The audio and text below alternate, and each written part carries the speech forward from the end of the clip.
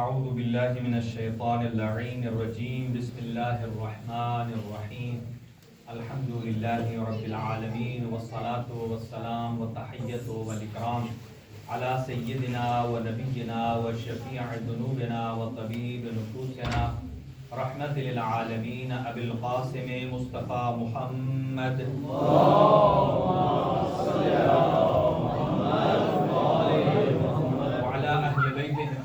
الطاهرين المعصومين المنتخبين المنتجبين لا سيما على بقية الله الأعظم روحي وأرواح العالمين لتراب مقدمه الفداء عجل الله تعالى فرجه الشريف وسهل الله تعالى مخرجه الشريف ولعنة الله على أعدائهم أجمعين من يومنا هذا إلى قيام يوم الدين.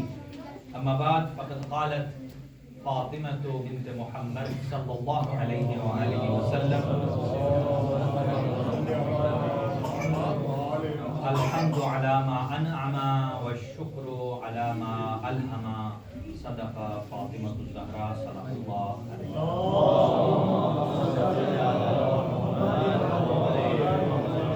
چند دعائیہ کلمات ہیں. اللہ تعالیٰ کی ذات حاضرین کے گناہ معاف فرمائے. پروردگار ہم میں سے جو مریض ہیں ان کو صحت اور تندرستی عطا فرمائے. خاص طور سے جن مومنین نے درخواست دعا کی ہے جناب سید اعظم شاہ صاحب ان کی والدہ ہیں اور ہمشیرہ، اللہ ان کو شفا نصیب فرمائے. ایک سید زادے کے کچھ معاملات ہیں ان کے حق میں اللہ انہیں تمام فرمائے اور مظلومین کی مدد فرمائے، ظالمین کو نیست و نابود فرمائے. پروردگار امام زمان عجل اللہ تعالی فرجہ الشریف کا جلد ظہور فرما، اس دنیا کو عدل و انصاف سے پر فرما، ظلم اور بربریت کا خاتمہ فرما. اور برادر ثاقب صاحب جو کہ ہاسپٹل سے آ چکے ہیں، اللہ تعالیٰ کی ذات ان کو شفاء کلی عنایت فرمائے اور ان کو جو ہے وہ طول عمر نصیب فرمائے اور ان کی ساری مشکلات کو آسان فرمائے. سید ابرار شاہ صاحب اینڈ ورک سے ان کی ہمشیرہ کا انتقال ہو گیا ہے. اسی طرح جناب سید محمد حسین شاہ صاحب کی بہو ان کے بھائی کا انتقال ہوا ہے. سید افتخار شاہ صاحب کی جو ہے وہ وائف کے بھائی کی.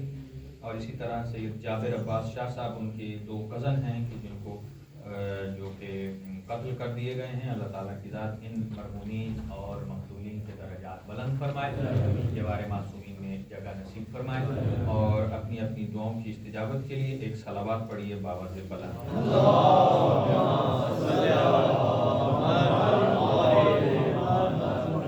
حاضرین گرامی قدر، آج حضرت صدیقہ طاہرہ سلام اللہ علیہا میں کوشش کروں گا کہ میں جناب سیدہ سلام اللہ علیہا کے خطبے سے باہر نہ جاؤں، بلکہ میں کچھ ایک اقتباس آپ کی خدمت میں خلاصہ پیش کرنا چاہتا ہوں کہ جس کو سن کر ہمیں یہ لگے کہ کم از کم ہم نے جو کانٹینٹس ہیں جناب فاطمہ الزہراء سلام اللہ علیہا کے خطبات کے وہ ہمیں معلوم ہو چکے ہیں.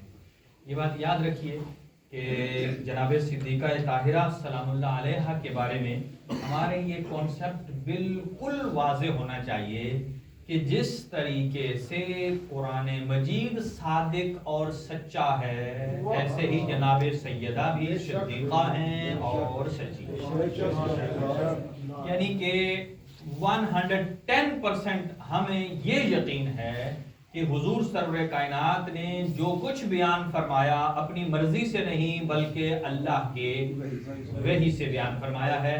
اور یہ بھی طے شدہ بات ہے کہ حضور نے جتنا فرمایا ہے وہ سارے کا سارا اصحاب کو نہیں آتا، اس لیے کہ اصحاب حضور کی پرائیویٹ اور باہر کی زندگی جو ہے یعنی کہ پبلک کی زندگی اس تک ان کی ایکسیس تھی، لیکن جو افعال اور امور آپ اپنے گھر میں انجام دیتے تھے ان سے اصحاب کا کوئی تعلق نہیں ہے. اگر وہ بیان کرتے ہیں کہ حضور نے گھر میں ایسا کیا ہے تو انہوں نے دیکھا نہیں ہے. وہ یوں کہتے ہیں کہ ہم نے اہل بیت رسول سے سنا ہے کہ رسول نے ایسا کیا. جب یہ ایسی بات ہے تو ہم ڈائریکٹ ہی ہم یہ کیوں کہیں کہ میں نے فلاں اصحاب سے سنا کہ انہوں نے کہا، ہم نے اہل بیت سے سنا کہ انہوں نے نبی کو ایسا کرتے دیکھا. ہم ایک واسطے کو بیچ میں شارٹ کیوں نہ کر دیں؟ ہم یہ کہیں کہ ہم نے ڈائریکٹ اہل بیت رسول سے سنا ہے کہ جنہوں نے نبی کو کرتے بھی دیکھا ہے. یہ مور ایتھینٹک وے ہے کہ جس کے ذریعے ہم آگے جا سکتے ہیں. اور ایک نئی بات ہے کہ وہ افراد، چونکہ یہ خطبہ فدق میں زیادہ تر گفتگو جو ہے وہ فدق پر ہوتی ہے، لیکن فدق حضور کی ٹوٹل پراپرٹی کا نام نہیں ہے. ہمارے ہاں جیسا کہ آپ افراد ہیں، ایک آدمی کے ایک سے زیادہ اگر مکان ہیں، اس کی ایک دکان ہے، ایک مکان ہے، ایک پلاٹ ہے، اسی طرح اور بہت ساری چیزیں ہیں، تو اب یہ نہیں کہا جا سکتا کہ اس کی وراثت اولاد میں صرف مکان تقسیم ہوگا باقی نہیں ہوگا. ایک سے زیادہ پراپرٹیز ہو سکتی ہیں. تو فدق حضور کی 7 پراپرٹیز میں سے ایک تھی، باقی 6 ہمیں بتائی ہی نہیں جاتی ہیں، ان پر ڈسکس ہی نہیں کیا جاتا. کیوں نہیں کیا جاتا؟ اس لیے کہ حضور نے وہ جنہیں دے دی تھی ان سے واپس لی نہیں گئی. اور فدق پر اس لیے بولا جاتا ہے کہ جن سے لی تھی انہوں نے ڈیمانڈ کیا ہے کہ یہ ہمارا حق ہے. اور وہ جناب سیدہ فاطمہ الزہرا سلام اللہ علیہا.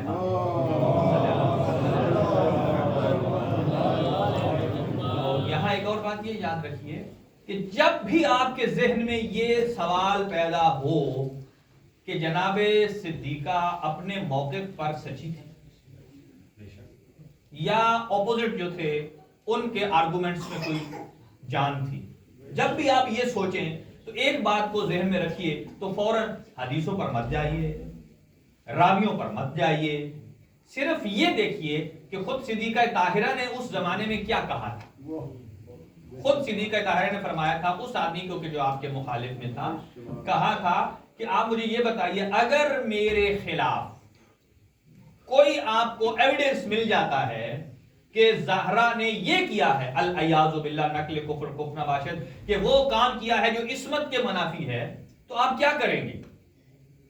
انہوں نے کہا کہ ہم حد جاری کریں گے جو دین کا حکم ہے، جو دین اور شریعت کا حکم ہے. اور اسے پوچھیں وہ سنا کسے رہا ہے کہ جن سے دین بھی لیا ہے، جن سے شریعت بھی لیا. کہا جو دین کہے گا ہم وہ حد جاری کریں گے. صدیقہ طاہرہ نے وہاں جو جملہ ارشاد فرمایا، آرگومنٹ محکم اور مضبوط ہے. جناب صدیقہ طاہرہ میری طرف آپ دیکھیں، صدیقہ طاہرہ نے ارشاد فرمایا جی اچھا ایک سلوات پڑھی.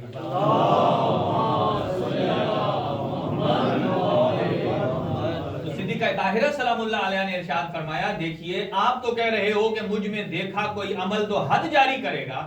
کہا میں تیری مانوں یا خدا کی مانوں؟ تیری مانوں یا خدا کی مانوں؟ وہ کیسے کہ خدا کہتا ہے کہ انما یرید اللہ لیذھب عنکم الرجس اہل البیت ویطہرکم تطہیرا، کہ زہرا کو میں نے ہر رجس سے پاک کیا ہے، چاہے چھوٹا ہے بڑا ہے، جو رجس کی کیٹیگری میں آتا ہے زہرا کو اس سے دور کیا ہے اور پاک کیا ہے. کہا جس کی طہارت کی گواہی اللہ دے رہا ہے بھلا اسے آپ اور کوئی اور جھٹلا سکتا ہے؟ ان چیزوں میں آ کر اگر آپ دیکھیں تو آپ کا دل مطمئن ہوگا. ایک اور بات عرض کروں کہ پراپرٹی جو ہے آپ کی 6 اور بھی تھی، 7ویں جو ہے وہ فدق تھی. اور یہاں ہمارے دوستوں کے کچھ معاملات ہوتے ہیں وراثت کے معاملے میں، بہت سارے دوست سوال بھی کرتے ہیں کہ ہمارے لیے یہ ہو گیا، ہمارے والد صاحب فوت ہو گئے یا چچا فوت ہو گئے یا اینی ون کوئی فوت ہو گیا ہے تو اس کی وراثت کا یہ مسئلہ ہے تو تقسیم کیسے کریں. تو آپ کی آسانی کے لیے ہم نے، ہمارے دوستوں نے مل کر ایک سائٹ بنائی ہے وراثت کے نام پر، جس میں ہم نے سافٹ ویئر اپلوڈ کیا اور اس کی کیٹیگری یوں ہے. دیکھیں اس میں مختلف پارٹ ہوتے ہیں کہ جو فوت ہو گیا ہے اس کی وراثت کو کیسے تقسیم کرنا ہے. دیکھیں اس کے بیٹے ہیں یا نہیں ہیں، اس کی زوجہ ہے یا نہیں ہے، اگر ہے تو وہ صاحب اولاد ہے یا نہیں ہے، صاحب اولاد ہے تو اس میں فرزند کتنے ہیں، دختر بیٹیاں کتنی ہیں، اور اگر ہیں تو ان میں سے ان کی آگے اولاد کتنی ہے، پھر مرنے والے کے بھائی کتنے ہیں، پھر مرنے والے کے والد اگر زندہ ہیں تو ان کا حصہ کیا ہے.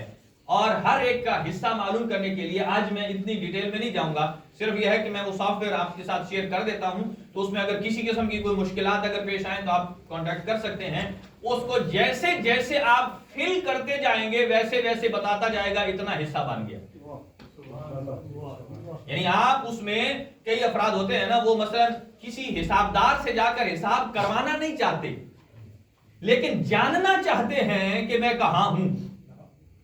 لیکن آج کل بہت سارے مسائل ایسے ہیں کہ کسی میں ضروری نہیں ہے کہ کوئی آدمی فوت ہو تو اس کی یہاں یہ بھی 3 سٹیپس ہیں کہ جناب صدیقہ طاہرہ نے اپنے فدق کو طلب کر کے دنیا والوں کو بتایا کہ وراثت صرف مرنے کے بعد ایک ارث ہی نہیں ہوتی. بی بی نے 3 طریقوں سے اپنے حق کو طلب کیا. 3 طریقوں سے طلب کیا. ہم صرف ارث پر گفتگو کرتے ہیں. میں 2 اور بھی آپ کی خدمت میں پیش کرتا ہوں جو کہ وقت بھی کم ہے, میں جلدی سرسری گزرتا ہوں. تو پہلے وراثت پر آ جاتے ہیں تو وہ میں آپ کے ساتھ شیئر کر دوں گا. اس میں آپ جو آپ کی مثلا پراپرٹی ہو وہ بعد کی بات ہے. پہلے یہ ہوتا ہے کہ آپ نے اس کی ایویلویشن نکالنی ہے کہ آیا آپ کے متعلقین جو وراثت میں شامل ہو سکتے ہیں مکتب تشیع کی اکارڈنگلی. ایسا نہیں ہے کہ دوسروں کے لیے, ان کے ہاں کچھ اور بھی ہوتا ہے. مکتب تشیع میں وراثت کس کا حق ہے کس کا نہیں ہے اس تک پہنچنے کے لیے جیسے جیسے آپ فل کرتے جائیں گے آپ صرف اپنا نام لکھیں گے, اس کا مطلب یہ ہے کہ آپ کے اور جو آپشنز ہیں وہ 0 ہیں. پھر وہ کہے گا سارے کا سارا آپ کا ہے, آپ جہاں چاہیں خرچ کریں. پھر آپ اس کے ساتھ ایڈ کریں گے آپ کی وائف ہیں تو پھر وہ وہاں آپشن آئے گا آگے فردر کہ آیا وہ صاحب اولاد ہیں یا نہیں ہے. اگر صاحب اولاد نہیں ہے تو پھر وہ بتا دیا جائے گا کہ 6% ان کا یہ حصہ ملے گا. اور اگر آپ کہتے ہیں صاحب اولاد ہیں تو پھر آپ کے لیے 2-3 گوشے اور کھل جائیں گے کہ کون سے ہیں. اسی طرح جاتے جاتے اس پر آپ میں زیادہ ٹائم نہیں لیتا ہوں, اسے آپ چیک کیجئے. تو انتہائی آسان ہے کہ آپ اپنی وراثت کے بارے میں معلومات حاصل کر سکتے ہیں. اب آ جائیے جناب صدیقہ طاہرہ سلام اللہ علیہا کا جو یہ خطبہ ہے خطبہ فدق, اس میں آپ اس کو صرف خطبہ نہ سمجھیں جیسے ایک امام جماعت عید کا خطبہ دیتا ہے, جمعے کا خطبہ دیا جاتا ہے, کسی اور فنکشن پر یہ خطبہ مت سمجھیے ان خطبوں کی طرح جو جناب سیدہ کا خطبہ ہے, بلکہ جناب سیدہ سلام اللہ علیہا کا خطبہ ایک اسلام کا پورا سلیبس ہے. توجہ رہے میری طرف. اسلام کا ایک جناب صدیقہ طاہرہ کا خطبہ پورا سلیبس کورس ہے کہ جس کے اندر آپ نے اصول دین کو بھی بیان فرمایا اور فروع دین کو بیان فرمایا. اور اس کے ساتھ ایک اور چیز بھی ہے جس کو لوگ سکپ کرتے ہیں. اسلام کا کورس مکمل اصول دین یاد کرنے سے نہیں ہوتا, فروع دین یاد کرنے سے نہیں ہوتا, بلکہ ایک تیسرا پارٹ بھی ہے جسے حضور نے ارشاد فرمایا انی بعثت لاتمم مکارم الاخلاق, اللہ نے مجھے بھیجا ہی لوگوں کے اخلاق کو سنوارنے کے لیے. تو تیسرا پارٹ ہے اخلاقیات. تو جناب صدیقہ طاہرہ نے اخلاقیات کا پہلو بھی اس خطبے میں بیان فرمایا. اور یہ بات یاد رکھیے جناب صدیقہ کے سامنے جو افراد موجود تھے وہ حضور سرور کائنات کی شہادت کے 1400 سال بعد والے لوگ نہیں تھے. یہ وہی لوگ تھے جنہوں نے حضور کے خطبات سنے, حضور کی تقاریر سنی. تو جناب صدیقہ طاہرہ ان کو مخاطب ہو کر کیا فرما رہی ہیں. آپ خطبے کے کانٹینٹ سن لیجئے. آپ نے اصول دین کو بیان فرمایا, توحید, عدل, نبوت, امامت, قیامت. اس کے بعد فروعات دین کو بیان فرمایا. اور صرف یہ نہیں ہے کہ جیسے ہم اپنے بچوں کو یاد کراتے ہیں اصول دین کتنے ہیں 5, فروع دین کتنے ہیں 10 ہے. جناب صدیقہ طاہرہ بھی اسی طرح کے ہیں, فروع دین 10 ہیں, اصول دین 5 ہیں. تو پھر ان میں اور اوروں میں فرق کیا ہے. جناب سیدہ اس گھر میں موجود ہیں کہ جہاں بانی شریعت ہے. جناب صدیقہ وہ ہیں کہ جو مبلغہ رسالت ہیں. جناب صدیقہ صرف مبلغہ نہیں, شریکت الرسالت. اگر جناب صدیقہ طاہرہ نہ ہو تو رسالت کا وہ پہلو کہ جو خواتین کی طرف نکلتا ہے اس میں تشنگی رہ جاتی. لہذا جناب سیدہ سلام اللہ علیہا نے اصول دین بھی بیان فرمائے, لیکن ود ریزنز. اللہ نے توحید کو واجب کیا تو کیوں, اللہ نے عدالت کو رکھا تو کیوں. رسول خدا صلی اللہ علیہ وسلم جناب صدیقہ طاہرہ کو مخاطب ہو کر ارشاد فرماتے ہیں, جناب صدیقہ طاہرہ کو خطاب کر کے فرماتے ہیں اے صدیقہ, آپ حسن اور حسین, میزان کہتے ہیں ترازو کو, 2 پلڑے.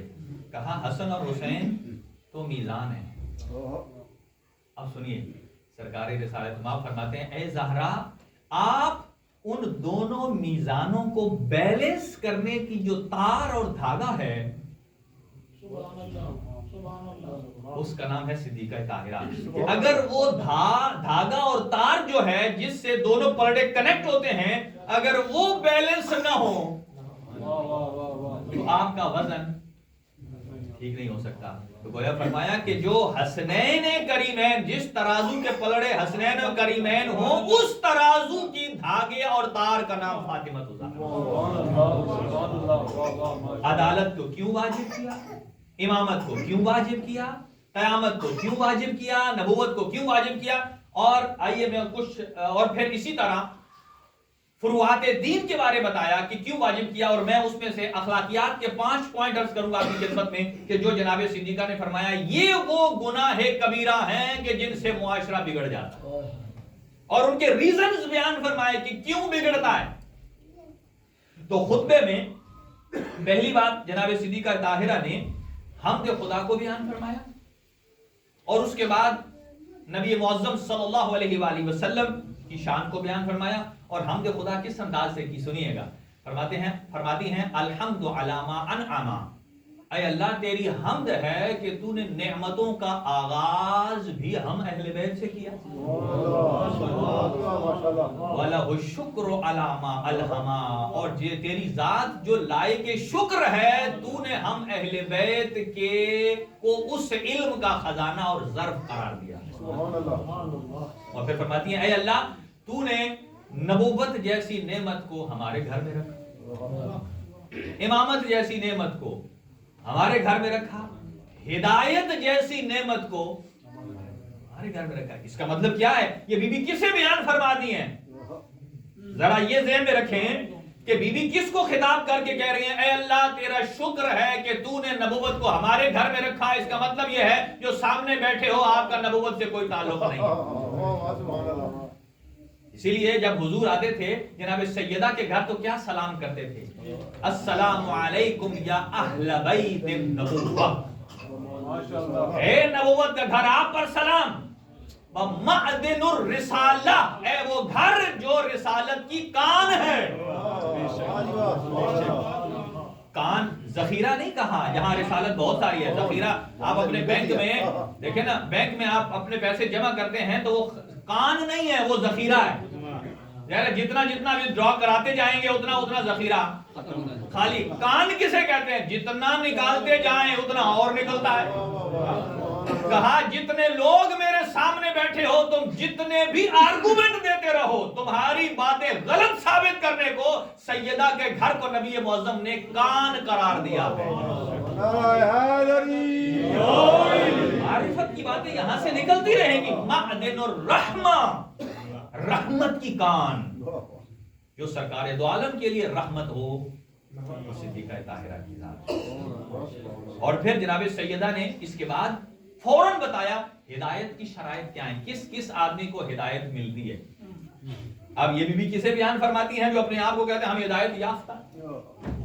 ہمارے اندر تو ایک سینٹنس بھی اضافہ کرنے کی ضرورت نہیں ہے. سنیے گا.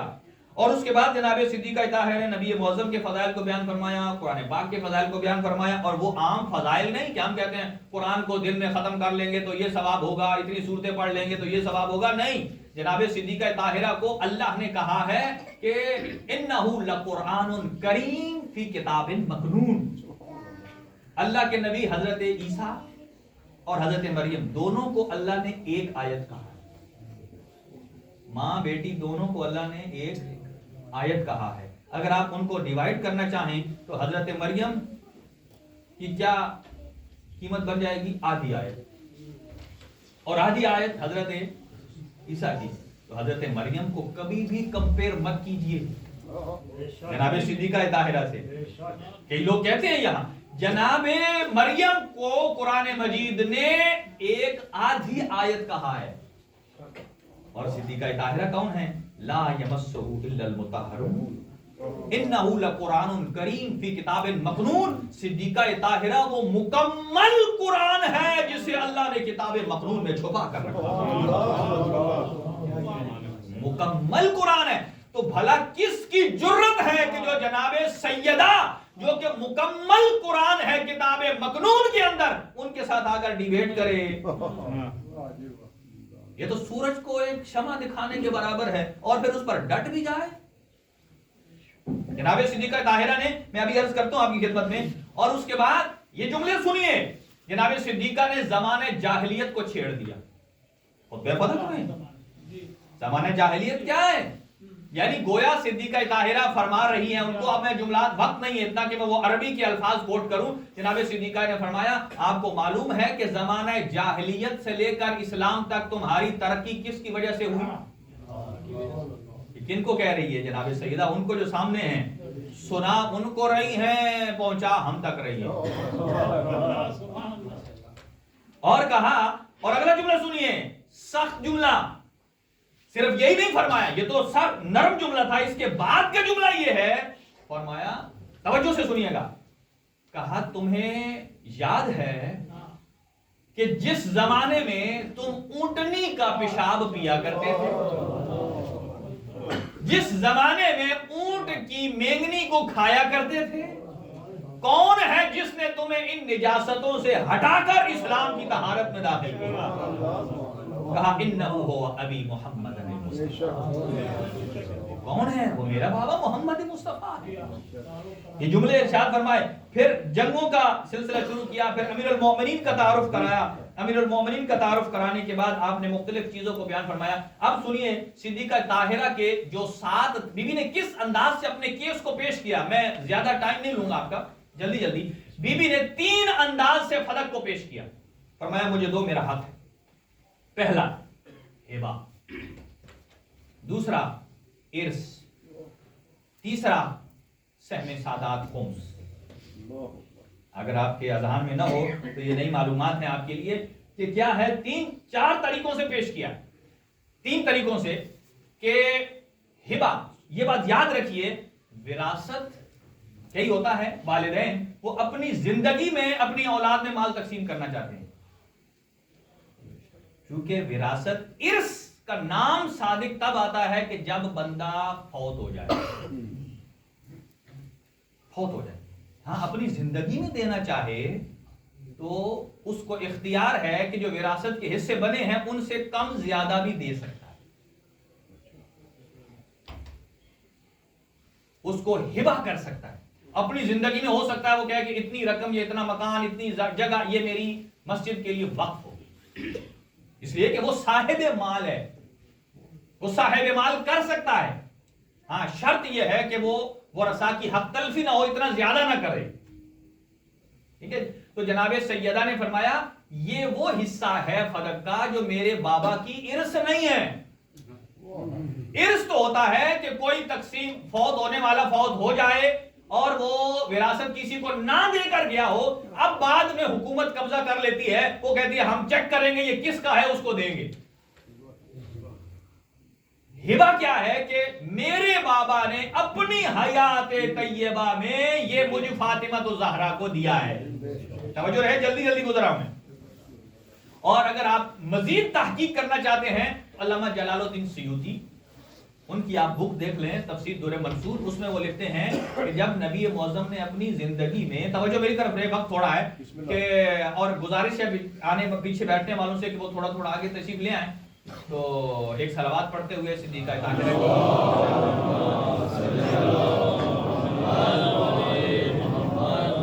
ماشاءاللہ، اللہ تعالیٰ آپ کی جوانیوں کو سلامت رکھے اور ایک ایک قدم اور آگے آنے کی توفیق دے دے، پھر بالکل ٹھیک ہو جائے گا۔ ایک صلوات اور پڑھ لیں۔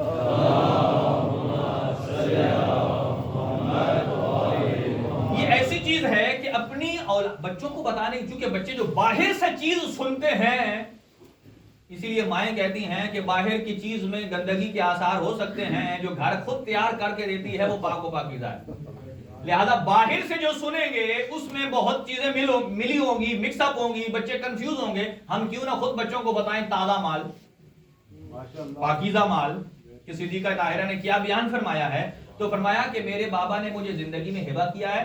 جلال الدین سیوطی نے کیا لکھا، وہ کہتے ہیں کہ جب وہ جناب سیدہ کو دینے والے تھے تو جناب سیدہ کو اکیلے میں نہیں دیا، अब मुझे बताएं, हुजूर ने हमें फरमाया कि जब लिखत पढ़त करो, किसी को आरियतन पैसे दो, किसी को कर्जा दो, तो लिख लिया करो। हमारे यहाँ अक्सर लोग नहीं लिखते, वो कहते हैं और छोड़ो जी, 13.5 बार नहीं। क्या मतलब? यानी वो इमोशनल आपको ब्लैकमेल कर रहा है। यहां बहुत सारे ऐसे अफराद हैं जो किसी के साथ पार्टनर बन जाते हैं इसी चक्कर में आकर, और बाद में पता क्या चलता है कि वो हाथ साफ हो गए। इस्लाम ने कहा है कि अगर आप किसी को 10 यूरो भी दो तो लिखो। ये आप और हमारे लिए हुक्म है। मुझे बताइए, जो आप और हमें 10 यूरो देने और लेने के लिए लिखने का हुक्म दे रहे हैं, तो क्या जब उन्होंने अपनी बेटी सैयदा जो कि इकलौती बेटी है उन्हें फदक दे रहे हैं तो नहीं लिखा होगा? और ये भी हमने नहीं कहा, जलालुद्दीन सयूती कह रहे हैं। कहा इस पर जब देने लगे तो आयत आई, देने के बाद नहीं, देने से पहले आई। क्या? वो आते ज़ल कुर्बा, उनके कुर्बा को हक दे दीजिए। तो जलालुद्दीन सयूती ये कहते हैं जब नबी हक देने लगे तो देते हुए नबी ने एक वसीका भी लिखा। वसीका उसे कहते हैं जिसे आप हाँ स्टाम्प कहते हैं या एफिडेविट, उसको लिखा। हाँ जी, अटेस्टेशन लिखी, और लिख ये नहीं कि खाली लिखा, उस पर गवाह भी बनाया। कहा ए अली आप गवाह हैं, हसनैन करीमैन आप गवाह हैं। यहां से ही तो लोगों को समझ नहीं आती। वो कहते हैं हसनैन करीमैन बच्चे हैं, जिनकी सोच ही हो वो कहते हैं बच्चों में सबसे पहले ईमान लाया तो अली। उन्हें हम क्या समझे? इमामत क्या है, इस्मत क्या है? अल इमामो इमामुन वलाउ काना सबिया, अगरचे इमाम एक दिन का भी हो तो इमाम है और वो मासूम है। इमाम और मासूम है। अमीरुल मोमिनीन को और हसनैन करीमैन को उसके ऊपर गवाह बनाया। और जलालुद्दीन सयूती फरमाते हैं, वो कहते हैं कि जब गवाह बनाकर लिखने लगे ना, उससे पहले जिब्राइल अमीन जब आयत लेकर आए तो कहा यह पहला मौका था कि जब हमेशा जिब्राइल उधर से इधर आते थे। इस मौके पर नबी मौजूद ने जिब्राइल से फरमाया जाओ। ये जलालुद्दीन सयूती फरमाते हैं हमारा तो अकीदा है कि हुजूर को जो अल्लाह ने कह दिया, हुजूर ने ये नहीं कहा कि जाओ पूछ के आओ। हुजूर को कोई शक नहीं है। उन्होंने कहा जाइए और अल्लाह से पूछ के आइए कि आते जल, आते का माना होता है दे दीजिए। जल कुर्बा जो हकदार है, जल कुर्बा हक़हू, उसका हक दे दीजिए। जो हकदार है उसका हक दे दीजिए। तो यहां ये तो जुमला ओपन है, हर आदमी हकदार बन जाता है। इसी वजह से हुजूर जब दरे ज़हरा पर जाते थे तो हुजूर सलाम जो करते थे, हुजूर यूं उंगली का इशारा करके दरे ज़हरा को इशारा करके आपने कभी सोचा कि क्यों हुजूर इशारा फरमाते थे? इशारा भी इसलिए फरमाते थे क्योंकि मस्जिद के बाहर बहुत सौ के घर थे, ताकि अगर इशारा नहीं करते वो कहते अस्सलामु अलैकुम या अहले बैत नबुव्वा, वो समझते ये अली का नहीं, ये हमारा घर है। इशारा करके बता दिया है कि मेरे जाने के बाद अहले बैत नबुव्वत अगर है तो वो किसी और का घर नहीं है, वो फकत सिद्दीक़ का ज़हरा का। उन्होंने फरमाया कि जब लिख कर दिया तो वसीका लिखा, ये कहा जाइए, हकदार का हक, जुमला ओपन है। मैं कहूंगा जलालुद्दीन सयूती साहब बहुत शुक्रिया आपका। उन्होंने कहा कि जब अल्लाह ताला की तरफ से जिब्राइल मुड़कर आए क्लैरिफिकेशन लेकर, तो ये जुमला लेकर आए कि आते जल कुर्बा हक़हू के मीनिंग ये है आते बिफातिमाता फदकन, आते बिफातिमाता फदकन, के जो फातिमा को दे दीजिए फदक। तो गोया हक़हू की जगह आ गई, उसका हक आ गया फदक, और जल कुर्बा में फातिमा आ गए। और ये बात याद रखिए, ये जो कहते हैं ना फलां फलां को भी हिस्सा और ये फलां, जल कुर्बा एक सीगा है और वो भी मुअन्नस का है। इसमें मुज़क्कर आ ही नहीं सकता, और मुअन्नस भी एक, जुल कुर्बा। आते जल कुर्बा हक़हू, तो कहा जिस जो जनाबे सैयदा को हुजूर ने ये हिबा किया अपनी जिंदगी में, इसे विरासत अभी न कहें, ये जनाबे सैयदा ने पहला तरीका इस्तेमाल किया है कि ये हिबा है जो मेरे बाबा ने मुझे अता किया है, जिब्राइल अमीन के हुक्म से अता किया है, और उसको वसीका में बनाया, लिखा भी है और गवाहों के सामने पेश किया है और उन्हें पेश कर दिया। अब जब इधर जनाबे सिद्दीक़ा ताहिरा ने कहा कि अल्लाह के नबी ने मुझे हिबा किया है, तो जवाब में क्या कहा? इसका कोई गवाह है? اب جناب صدیقہ طاہرہ نے یہ نہیں کہا فلاں فلاں گواہ تھے وہ غائب ہو گئے, چلے گئے, فوت ہو گئے, مر گئے. فرمایا وہی گواہ ہیں جو میرے بابا نے مجھے دیتے ہوئے کہے تھے, انہی گواہوں کو میں پیش کرتی ہوں. ایک امیر المومنین اور دو حسنین کریمین. اب یہاں ایک ٹھہر کر جملہ سنیے, ان دو گواہوں کو رد کہا, ان کی گواہی قابل قبول نہیں ہے. اب سنیے, اب امیر المومنین کیا فرماتے ہیں. امیر المومنین سے کسی نے پوچھا یا علی, آپ کو قرآن کی 6666 آیات میں سے کون سی آیت ہے جو سب سے زیادہ پسند ہے؟ توجہ رہے. اب آپ کہیں گے مولا علی کو کہنا چاہیے, نبی پاک نے فرمایا یا علی تیری مثال قرآن میں ایسی ہے جیسے سورہ قل ہو اللہ کی ہے. امیر المومنین کو کہنا چاہیے مجھے قل ہو اللہ واحد پسند ہے, میری زوجہ کے لیے انا اعطینا کل کوثر آئی ہے وہ مجھے پسند ہے. یا ذات سلاسل جنگ میں والعادیات ضبحا کہا وہ آیتیں میرے گھوڑے کے بارے میں نازل ہوئی ہیں مجھے وہ پسند ہے. امیر المومنین نے یہ نہیں فرمایا. توجہ, اس پوائنٹ کو یاد رکھیے کہ گواہ کو جھٹلایا گیا. امیر المومنین سے پوچھا کون سی پسند ہے, آپ نے فرمایا مجھے سورہ رعد کی آخری آیت پسند.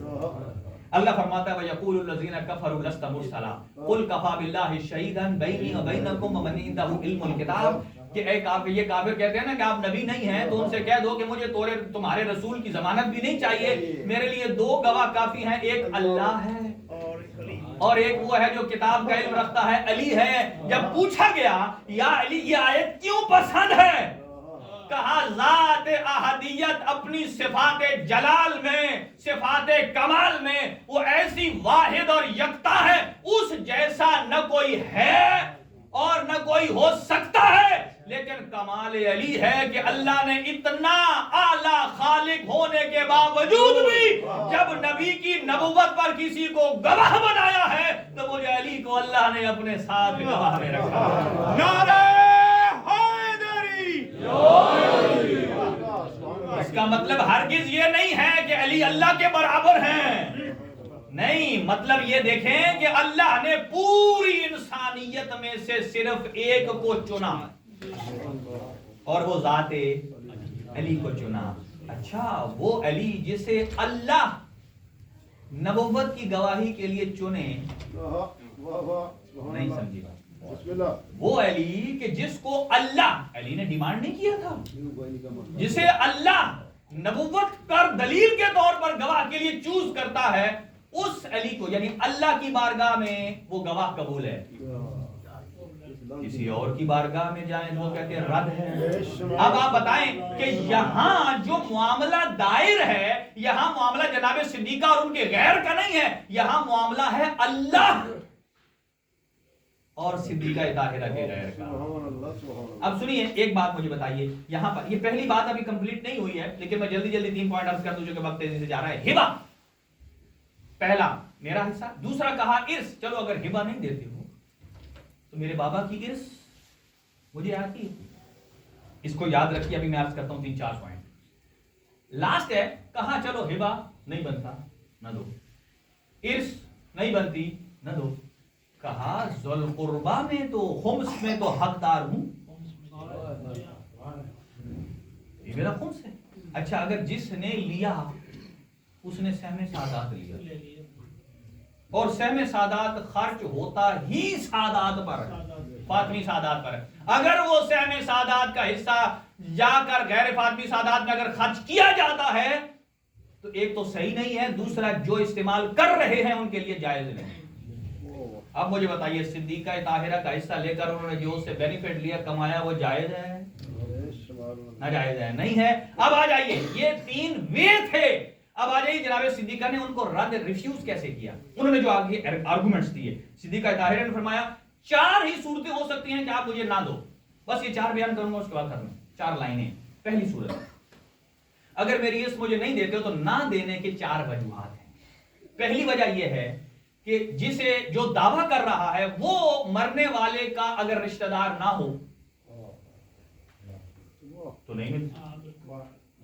پہلی بات یاد رکھیے کہ جو جس کی وراثت لے رہا ہے اس سے اگر رشتہ دار نہیں ہے, ویسے ہی دعویٰ کر رہا ہے, تو پہلے مرلے میں ریجیکٹ ہے. کیوں ہے؟ چونکہ اس کا یہ رشتہ دار نہیں ہے.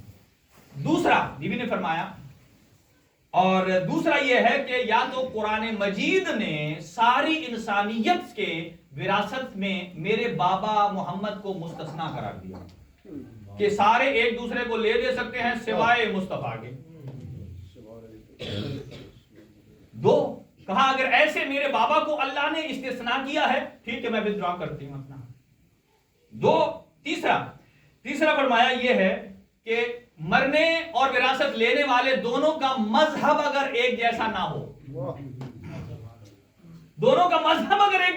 ہو تو جو دعوے دار ہوگا بعد میں اسے کہیں گے نہیں بھائی تجھے نہیں ملے گی. کیوں؟ اس لیے کہ تیرا مذہب اور ہے اس کا مذہب اور ہے. دو باتیں. اور تین ہو گئی. لاسٹ جناب صدیقہ طاہرہ نے فرمایا کہ یہاں جو آپ نے مجھے نہیں دیا ایک ہی بات ہو سکتی ہے کہ قرآن مجید کے صیغے عمومی ہیں. قرآن مجید میں ایک گفتگو ہوتی ہے عام پھر ہوتی ہے خاص. ایک آیت اس میں عمومی حکم ہے مثلا کہ یہ وراثت سب کو مل جائے سوائے اس بندے کے. اس سے مخصوص کر دیا جاتا ہے. کہا اگر کوئی اس عمومی حکم کو مخصوص کرنے والی کوئی آیت ہے مجھے بتا دو. کتنے بھی ہو گئے؟ 4. اب سنیے 4 پیش کر کے اب جناب صدیقہ نے چاروں کو رد کیا. کہا پہلی جو ہے کہ باپ اور بیٹی کے درمیان اگر رشتہ نہ ہو تو وراثت نہیں ملتی. اور ادھر بی بی نے ایک جملہ ارشاد فرمایا کہ اننی فاطمہ صرف میں ہی فاطمہ ہوں. محمد ابی محمد المصطفیٰ دون نسائکم. محمد مصطفیٰ صرف میرے اکیلے کے بابا ہیں تم میں سے کسی کی خواتین کے بابا نہیں. اس سے کیا ثابت ہوتا ہے کہ اگر میرے باپ کے ساتھ میرا رشتہ ہے تو وہ صرف زہرا کا ہے کسی اور کا. یہ بھی کلیئر ہو گیا. دوسرا کہا اگر میرے بابا کو کسی نے مختص کیا ہے مستثنا کیا ہے تو مجھے دکھا دو. کہا قرآن میں کوئی ایسی آیت نہیں ہے. بی بی نے بہت ساری وراثت کی آیتیں پڑھی نہیں. تیسرا اگر دونوں کا مذہب ایک جیسا نہ ہو. کہا میرے بابا ہی وہ ہیں کہ جنہوں نے عورت کو عورت کا مقام اسے واپس دلایا. زمانہ جاہلیت سے پہلے درگور کر دیتے تھے مجھے محمد مصطفیٰ نے تربیت کر کے اتنا اعلیٰ پہنچا دیا ہے اب سیدۃ النساء اہل الجنہ ہے. اور لاسٹ فرمایا اگر کوئی مخصوص قرآن کی کسی عام آیت کو کسی نے مخصوص کیا ہے تو مجھے بتا دو. اور وہاں بی بی نے ایک جملہ ارشاد فرمایا اس کے لیے ایک شرط چاہیے. قرآن کی اگر عمومی آیت کو کسی آیت نے مخصوص کرنا ہے اس کے عمومی دائرے کو چھوٹا کرنا ہے اس کے لیے بھی آیت چاہیے. یاد رکھیے قرآن کی آیت کو تخصیص کرنے کے لیے اس کے حکم کو محدود کرنے کے لیے بھی آیت چاہیے. یہ بات یاد رکھیے نبوت ختم ہے نبی معظم جا چکے ہیں. قرآن کی عمومی آیت کو جو خاص کرے وہ بھی آیت ہو سکتی ہے. جناب صدیقہ نے فرمایا پہلی تو بات یہ ہے کہ مجھے کوئی مخصوص آیت لا کے دکھاؤ جس نے اس کے عموم حکم کو مخصوص کیا ہو. جب دکھاؤ گے تو نیکسٹ میرا سوال یہ ہوگا کہ آیت تو اس کے پاس آتی ہے جس کے پاس وحی ہوتی ہے. اور اگر تم ادعا کرتے ہو کہ تم میں سے کوئی نبی ہے تو پھر لا نبی یا بعدی کیا ہے؟ اس کا مطلب یہ ہے کہ تم تو ویسے اسلام سے خارج ہو جاتے ہو پھر نجس ہو جاتے ہو. ایک بات کہا ابھی تک کوئی ادعا نہیں کیا اور اس پر کے لیے وہی چاہیے. اور دوسری بات فرمایا قرآن کے جتنے عموم ہیں اور خصوص ہیں ان کو اَأَنْتُمْ أَعْلَمُ بِبَعْلِي کیا ان میں تم میرے چچا کے بیٹے علی سے زیادہ جانتے ہو کہ قرآن کے عموم کیا ہیں اور قرآن کے خصوص کیا ہیں. جناب صدیقہ طاہرہ نے بس یہیں اس تک سٹاپ کرتا ہوں. یہ 3 وید سے پیش کیا ہبہ ارث اور خمس ریجیکٹ کیا. ارث کو کہا اور یہاں بہت ساری روایات ہیں. ایک روایت کوٹ کرتا ہوں کہ کسی نے کہا کہ اس ایک آرگومنٹ کو پیش کیا گیا کہ جناب صدیقہ طاہرہ نے جب مطالبہ کیا کس چیز کا خمس کا تو کسی نے کہا کہ یہ روایت میں نے آپ کے بابا سے سنی ہے. ایک ہی بندے نے ساری روایتیں سنی ہیں کہ میں نے آپ کے بابا سے سنی ہے کہ آپ کو خمس تب تک ملے گا جب تک آپ کے بابا زندہ ہیں. آپ اندازہ لگائیے ہم نے پچھلی کسی جگہ گفتگو میں رجعت پر گفتگو کی تھی اس کا ایک حوالہ یہ ہے کہ امام زمان اجل اللہ تعالی فرجہ الشریف کون ہے؟ منتقم خون حسین ہیں. جب امام آئیں گے انہوں نے جناب صدیقہ طاہرہ کو باغ فدق سے محروم کیا. امام جب آئیں گے تو امام کی حکومت میں گواہوں کی حکومت نہیں ہوگی. کیس چلے گا نہیں گواہوں پر کہ جاؤ بھی گواہ لے آؤ. گواہ تو وہ مانگتا ہے کہ جسے پتہ نہیں ہے. امام ہیں کہ جو اپنے علم امامت سے جانتے ہیں کسی نے کیا کیا ہے کسی نے کیا نہیں کیا ہے. اور جناب صدیقہ طاہرہ وقت زیادہ نہیں ہے, اتنا عرض کروں آپ کی خدمت میں کہ صدیقہ طاہرہ کی شہید مطہری نے بابا کی شہادت کے بعد چوتھے دن کی 4 حالتوں کو ذکر کیا. آپ کے اور ہمارے ہاں کوئی فوت ہو جائے, لوگ 3 دن تک تو اس کے گھر کھانا لے کے جاتے ہیں کہ ان کو پرسہ دیا جائے, تسلی دی جائے, ان کے گھر ماتم ہو گیا ہے. لیکن آپ جانتے ہیں کہ جب چوتھے دن جناب صدیقہ کے گھر سے دھوئیں کے بادل بلند ہوئے, لوگ ایک دوسرے کے ساتھ اپنا شانہ ملا کر کہتے تھے کیا دختر پیغمبر نے سوگ نہیں منایا, گھر میں چولہا روشن کر دیا. لیکن جب وہاں آ کر دیکھا تو یہ کچن کا دھواں نہیں تھا, یہ دروازہ زہرا. شہید مطہری فرماتے ہیں چوتھے دن کیا کیفیت تھی اور کیوں پیش آئی. توجہ رہے نیاز حسین, اب انہی پر گریہ کر لیجئے. اور آج کی شب یہ بات یاد رکھیے کہ ایکچولی آج کی جو شب ہے نا, یہی شب ہے حسنین کی یتیمی. آج 3 جمادی الثانی کی رات ہے, یہ سب سے آخری تاریخ ہے 95 دن. آج سمجھیے حسنین کے گھر میں کیسا کوہرام لگا ہوگا. 7 سال کے حسن ہیں, 6 سال کے حسین ہیں, 5 سال کی جناب زینب کبریٰ ہیں, 3 سال کی ام کلثوم ہیں. کیفیت کیا ہے صدیقہ طاہرہ کی؟ شہید مطہری فرماتے ہیں کہ ما زالت بعد وفات ابیہا, اپنے بابا کی شہادت کے بعد زہرا کی 4 حالتیں بیان کی گئی ہیں. ما زالت بعد وفات ابیہا معصبۃ الرأس. نیاز حسین توجہ, معصبۃ الرأس یعنی ماتھے پر موت کی پٹی باندھی ہوتی. اب میں آپ کو دکھا نہیں سکتا, جیسے روایات میں الفاظ ہیں. نیاز حسین توجہ رہے, بی بی آنکھ ماتھے پر پٹی اس طرح نہیں باندھتی تھی جیسے ہم باندھتے ہیں. بی بی آنکھ پر پٹی باندھتی تھی, بی بی سر پہ پٹی باندھتی تھی, ایک آنکھ کو چھپا کر اس طریقے سے.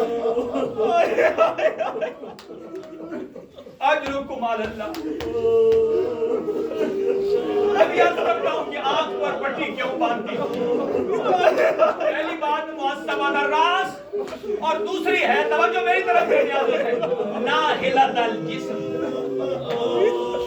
اب میں ایک سوال کرتا ہوں, یہ میرا سوال نوجوانوں سے نہیں ہے, یہ میرا ان بزرگوں سے ہے کہ جن کی اولاد جوان ہے.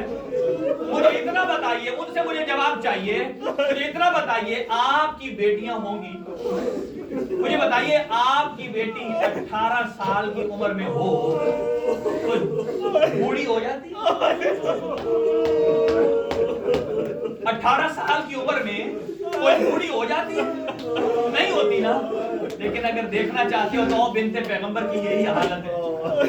18 سال کی عمر ہے اور کیفیت کیا ہے؟ ناہلۃ الجسم, بی بی کی کمر جھک گئی ہے.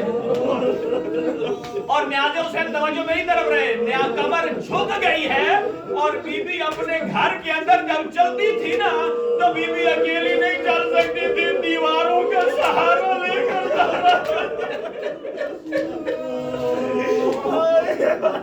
پیغمبر دیواروں کا سہارا لے کر چل رہی. محرقۃ القلب, جلا دینے والے بین کرتی ہے. اپنے بابا کی قبر پر جاتی ہے نا, لوگ یہاں کہتے ہیں 3 گھنٹے کھڑی رہی, 6 گھنٹے کھڑی رہی. آپ بی بی کی اپنی زبان سے سنو, بابا کی قبر پر جا کر کہتی ہے یا جدہ یا ابدا انی قائمۃ. اے میرے بابا, جب آپ آتے تھے آپ کھڑے ہو جاتے تھے, مجھے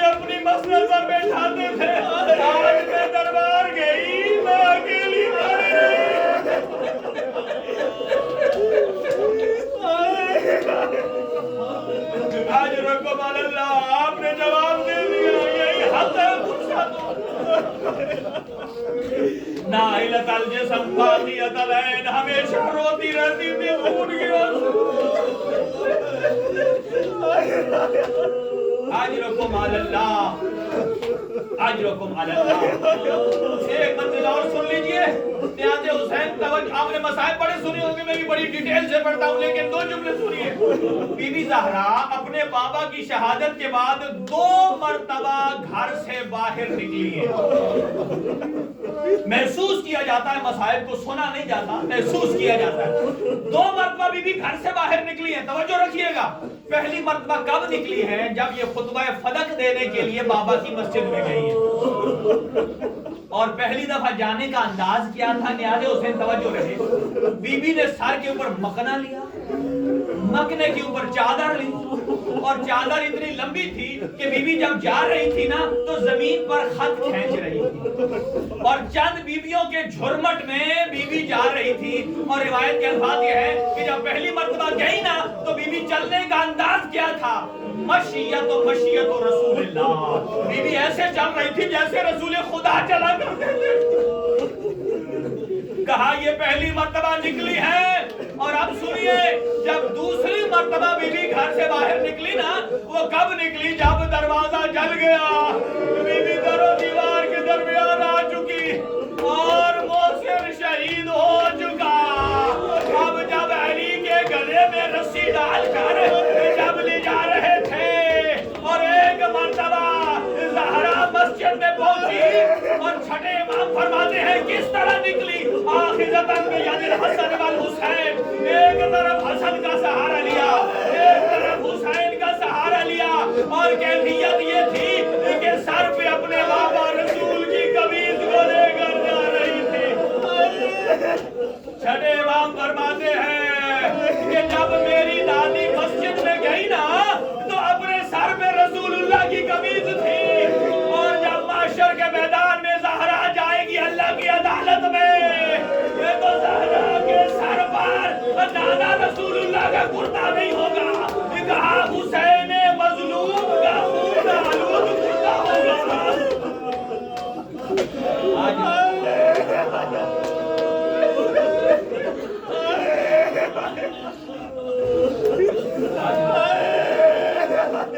آپ نے بہت گریہ کیا، یہی حق ہے، ایک دو روایتیں سن لو۔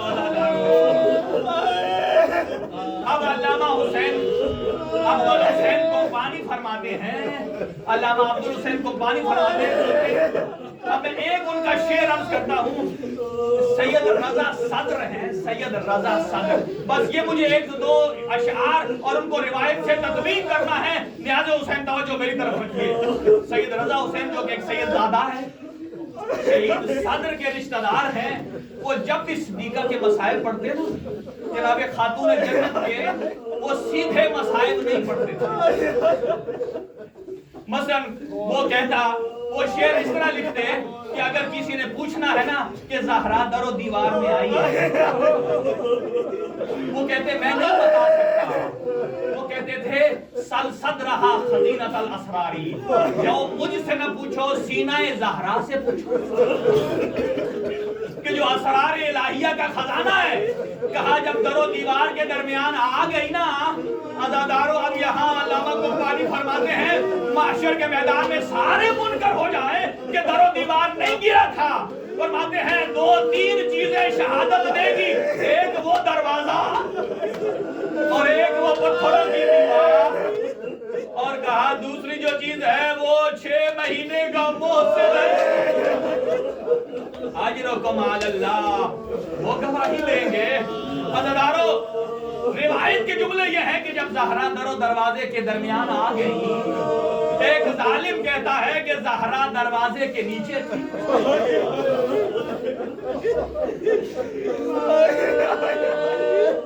جس دروازے سے بمشکل 2 افراد گزر سکتے تھے، دروازہ زہرا کے اوپر ہے، اور وہ ظالم جوتوں سمیت دروازے کے اوپر سے گزرتا ہے، کہتا ہے تھوڑی دیر کے لیے مجھے زہرا پر ترس آیا، لیکن علی کے بغض نے مجھے جوش دیا، میں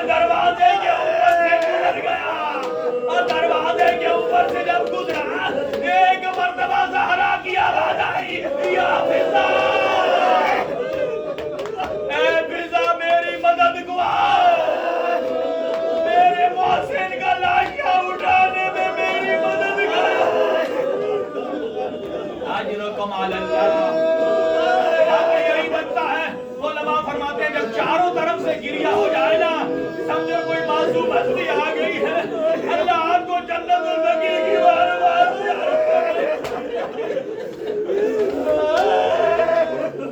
یا امام زمان، ان لوگوں نے دروازہ گرتے نہیں دیکھا، پروردگار جناب زہرا کے دروازے سے خالی ہاتھ نہ لوٹانا۔ روایت سنیں گے؟ مجھے پڑھنے دیجئے۔ ایک مرتبہ جب لوہے کی میز زہرا کے سینے میں گرا،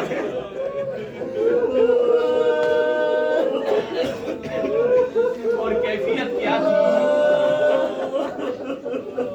اور جن افراد کی اوپن ہارٹ سرجری ہوتی ہے نا،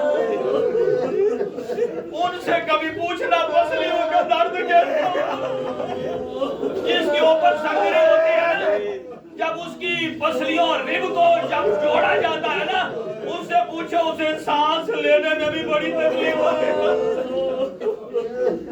اور جیسے ہی وہ ظالم میں داخل ہو گئے، آخری روایت ہے عزادارو، اور جیسے ہی زہرا نے، لوگ کہتے ہیں نا علی مدد کو کیوں نہیں آئے، مجھے بتاؤ اگر کوئی بہن ہو نا، اس پہ کوئی مصیبت آ جائے تو بھائی کو پکارتی ہے، اور اگر زوجہ ہے تو شوہر کو پکارے گی، بیٹی ہے تو باپ کو پکارے گی، لیکن زہرا کسے پکارے؟ بچے حسنین چھوٹے ہیں، بابا جا چکے ہیں، بھائی ہے نہیں، اور جب علی کی طرف دیکھا تو علی کی گردن میں رسی ڈل چکی تھی۔ اب زہرا کسے بلا؟ کہا اے فضا میری مدد کرو۔ لحاظ حسین جو میں بیان کرنا چاہتا ہوں، جب علی کے گلے میں رسی ڈال کر گھر سے باہر کشاں کشاں لایا گیا، اب باوجود اس کے، اب لحاظ حسین ذہن میں رکھیے گا، جناب زہرا در و دیوار میں آئیں، پسلیاں زخمی ہو گئی، اور یہ پسلیوں کی روایت جھوٹی نہیں ہے، امام زمانہ سلام کرتے ہیں، السلام علیکہ یا ایتھا المقصورۃ اضلاعها، میرا سلام ہو میری دادی پر جس کی ایک پسلی نہیں کئی پسلیاں ٹوٹ چکی۔ علی کی گردن میں رسی ڈال کر باہر لائے، اب زہرا کو پہلو کا درد بھول گیا، زہرا کو محسن کی شہادت بھول گئی، زہرا باہر آئی، ایک مرتبہ علی کے کمر بند میں ہاتھ ڈالا، کہا چھوڑ دو میرے چچا کے بیٹے کو۔ عزادارو ایک ظالم نے جب دیکھا کہ 10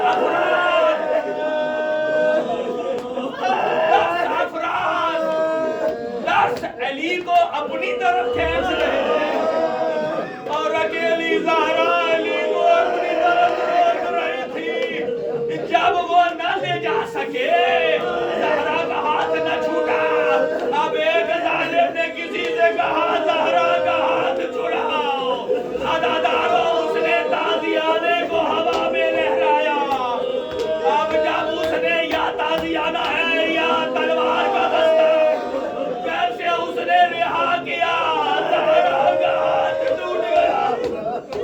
اب سمجھو جب بھی نبی آتے تھے زہرا کے ہاتھوں کا بوسہ لیتے، اجرکم علی اللہ، زہرا نے دوسری طرف سے پکڑ لیا۔